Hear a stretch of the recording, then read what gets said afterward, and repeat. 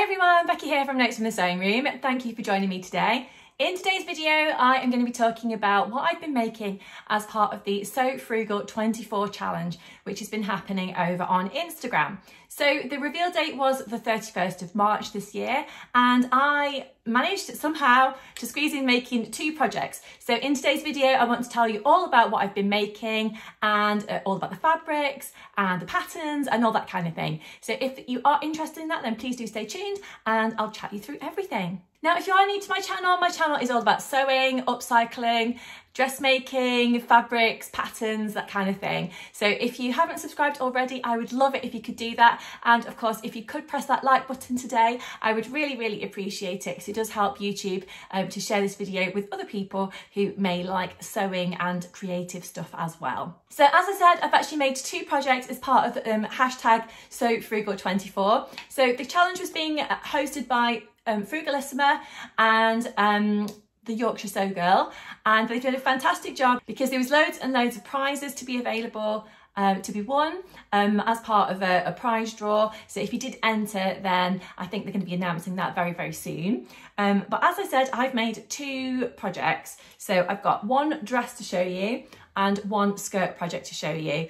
I'm really pleased that I had an opportunity to make both outfits that I wanted to make. I didn't think that I would, but a bit of late night sewing, 20 minutes here, 10 minutes there, and I've actually squeezed it all in. So I'm really pleased about that. I guess both projects that I've made were kind of fairly speedy to put together, and particularly because I had made both of the patterns before, I think that really helps. So the first project I wanted to talk you through is this one right here.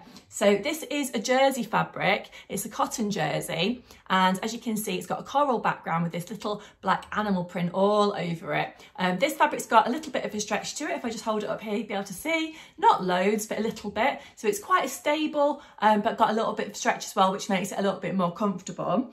So as part of the challenge, you had to use a fabric that you had already in your stash at home. So I've actually had this coral jersey in my stash for ages, months and months, and I've been planning to make something with it and haven't got around to it. So actually this challenge gave me the opportunity to have a look through what fabrics have I got and what can I actually use.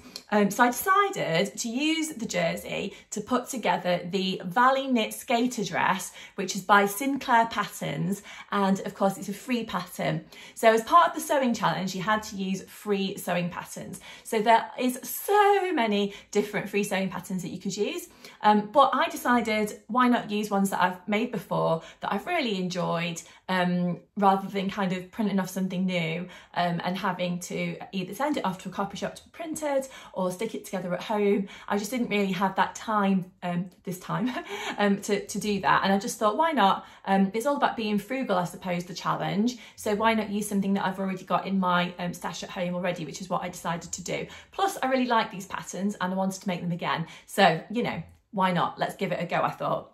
So this Valley Knit Skater dress is a really nice one. So it's got some really nice features. So it's got a bit of a boat neckline here going on. I think that's what they describe it as. I don't really think it is a boat neckline. I think the one that I'm wearing is probably more of a boat neckline, I think. This, by the way, the dress that I'm wearing is a hack. And it's the Adriana, I think, top by Friday Pattern Company. And I've actually hacked it into a dress. So it's got a bit of a flary gathered skirt on it. And this fabric I think I got from Minerva, so I've had that for a little while. But anyway, this coral jersey that I've got here, I bought from Merry Made Fabrics. You can buy from them online and they've got a website. And again, like I said, I've had it for ages. So I always thought I'm probably going to do a dress with it. I wasn't really sure which one, but I'm pleased that it's actually worked really well for this project. So as I said, it's got this scoopy neckline. It's not too low, it's quite high-ish to be honest for me. It's got these lantern sleeves, which are really nice. They're actually put together using 3 pattern pieces. So you have the initial top part of the sleeve, which joins onto the shoulder seam at the top. And then you have a kind of second part of the sleeve, which is pleated. And then the final part is the sleeve band that goes on there. So they're fairly easy to put together, you just need to follow the instructions. So it's a fairly fitted bodice down to the waist.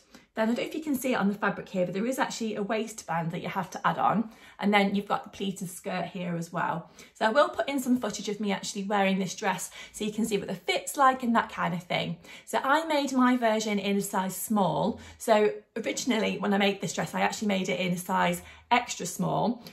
So I actually made it in a Ponte fabric last time, which to be honest, didn't have enough stretch to it. Wasn't really that comfortable to wear. I've wore it quite a lot of times and it's quite smart, so I could wear it for work and that kind of thing. But for me, just wasn't that comfortable, particularly around the arms, around the upper arm here. I found it a little bit tight.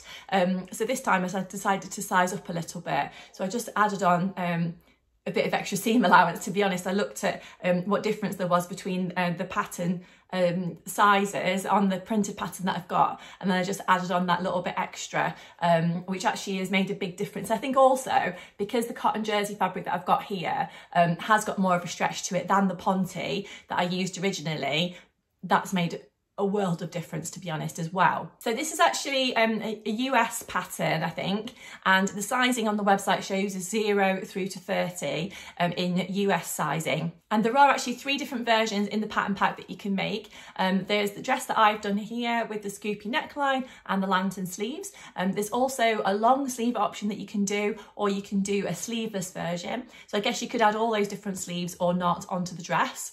And there's also a top version as well, which looks a little bit like the top at the top of the bodice, should I say, on the dress, and then it's got a kind of flary section that's added on underneath. I will put in a little picture or a bit of video footage of what the pattern looks like as well, so that you can see for yourself. But I would definitely recommend trying this pattern. It's really nice. I've made it twice now. I think I'll definitely make it again, particularly now I've had a go at doing this version. I think I've worn this a few times. It looks nice with a denim jacket and tights for this time of year when it's still, fairly chilly, but I think as we move into summer, this will make a lovely summer dress to wear as well, particularly with the colourway. I just think that's perfect for summer, but I quite like that you can also make it a bit more of a warmer outfit as well by dressing it up with a snuggly cardigan and tights and that sort of thing. I wore it the other day when we went out for a nice walk, and I felt nice, but also it was kind of fairly casual that I can just wear with my denim jackets and trainers.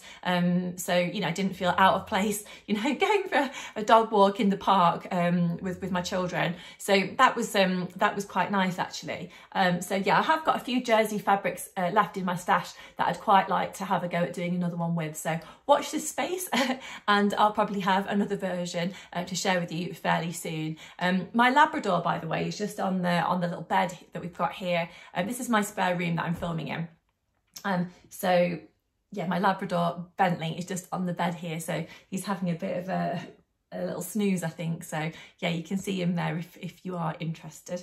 Yeah, so that is the first project that I wanted to share with you today. So as I said, a lovely pattern. Definitely give it a go if you haven't tried it already. I love a bit of a sort of fit and flare type dress, so that one is absolutely right up my street. The second pattern that I wanted to share with you today is, as I said, one that I've made before, and this is a sew over it pattern. So this is the ruby skirt. So this was actually released sometime last year, I think. So I've actually made 2 versions before this one, so this is my third, and this time I decided to do it in a cotton lawn fabric. So previously I've made a cotton lawn version and I've made a cotton poplin version.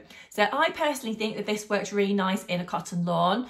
For me, the cotton poplin version wasn't quite as comfortable somehow, and also I downsized a little bit for the cotton poplin version, and yeah, so it's okay, but it's not my favourite one.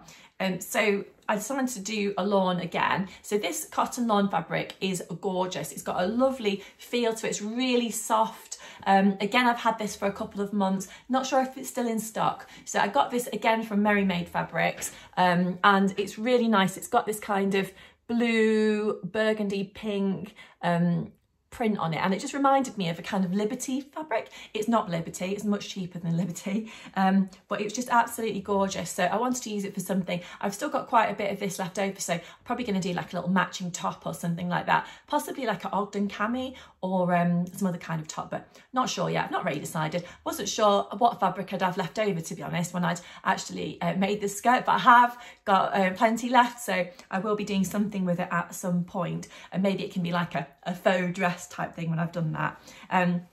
yeah, so this is a really nice skirt. So it's got a flat waistband at the front, and then it's got a gathered waistband at the back, and the gathering is made by elastic. So you've got elastic just to make it a bit more comfortable at the back of the skirt. And then it's got buttons that go all the way from the top of the skirt all the way down to the bottom. So I had a bit of an issue with the buttons on this project for a few reasons. One, I got some really nice gold buttons from my local haberdashery shop, which I was planning to use.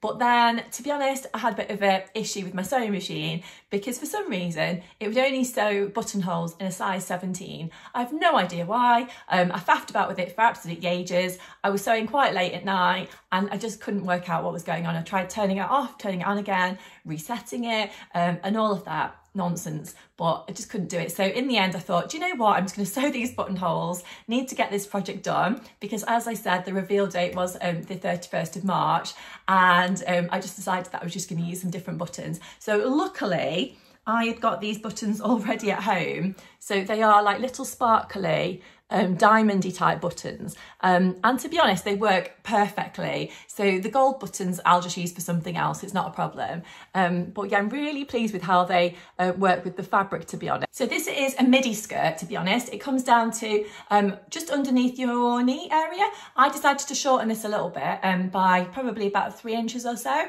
so it comes to around about my just knee area. I'm quite tall, I'm 5'10", so depending on how tall you are, if you're having a go at doing this pattern, just have a look at how long you want the skirt to be. But it's fairly easy, obviously, just to take a bit off the bottom and just make it to your desired length. So this skirt is available in UK sizing 6 through to 30. I've made this in a straight size 12, and apart from taking a bit of length off the bottom, I've actually not made any other changes. I really like that this skirt is super comfortable to wear because you've got the elastic at the back, and as I said, you've got the buttons that run down the front. I guess it's like a sort of traditional style picnic type skirt, to be honest. But I just think it's a beautiful skirt to wear. I just think it's a beautiful skirt to wear for summer, and you know, even at this time of the year, again, I can wear it with tights, cardigan, that sort of thing, just to wrap up warm. But I think particularly wearing this in the summertime with sandals and, you know, just a light top of some sort will be really nice. I'm sure I'm going to get loads of wear out of it. The version that I made last summer, that is in a lemon print cotton lawn fabric, has been worn a lot, and yeah, I really like it. So I'm sure this version will be the same.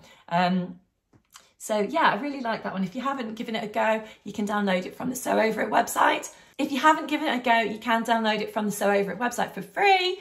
It's a PDF pattern, so you can send it off to a copy shop or you can have it printed at home, whatever you want to. I tend to send mine off to Fabuloso and have it printed there. I found that their service is really good. They turn things around really quickly, and it's not too expensive to get things printed off either. So I've been quite a big fan of theirs, and they provide the little pattern envelopes as well, which mean that my patterns can be kept fairly tidy in you know, my pattern box. I am, by the way, creating a new sewing room at home. I've never had a sewing room before. It's not just going to be a sewing room, it's also going to be like an office, what we can use when we're working at home. But as I'm on maternity leave at the moment, it can be partly my sewing room. So I'm really excited about that. So when it's all coming together, I will show you. At the moment, we're in the midst of doing painting, you know, putting flooring down, and you know, putting shelves up and all that kind of things. It's a bit of a mess. But when we are sorted, I will give you a little bit of a tour and you can see where I've got everything. So I'm really excited about that. For someone who absolutely loves sewing, there's nothing better than the idea of having a bit of a sewing space. Even though it's not completely for that, it's going to be really lovely, and I'm really going to enjoy having my own little space in there that I can go in whenever I get 5 minutes.